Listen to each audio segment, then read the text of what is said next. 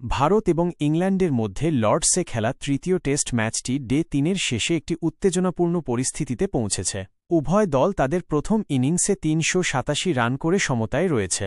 Day ৩-এর প্রধান অংশ। ভারতের প্রথম ইনিংস।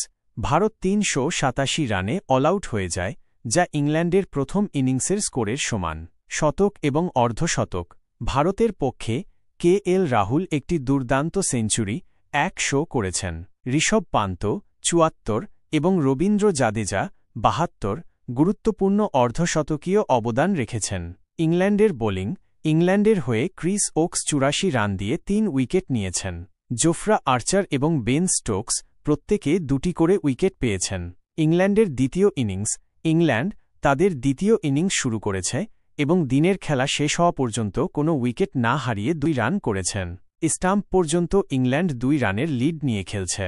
জ্যাক ক্রাউলি ২ রান করে এবং বেন ডাকেট ০ রানে ক্রিজে ছিলেন। মাঠে উত্তেজনা। দিনের খেলা শেষ হওয়ার ঠিক আগে কিছু বিতর্ক দেখা যায়। ইংল্যান্ডের ওপেনার, বিশেষ করে জ্যাক ক্রাউলির বিরুদ্ধে শেষ ওভারে সময় নষ্ট করার অভিযোগ ওঠে, যা ভারতীয় অধিনায়ক শুভমান গিল এবং অন্যান্য খেলোয়াড়দের ক্ষুব্ধ করে।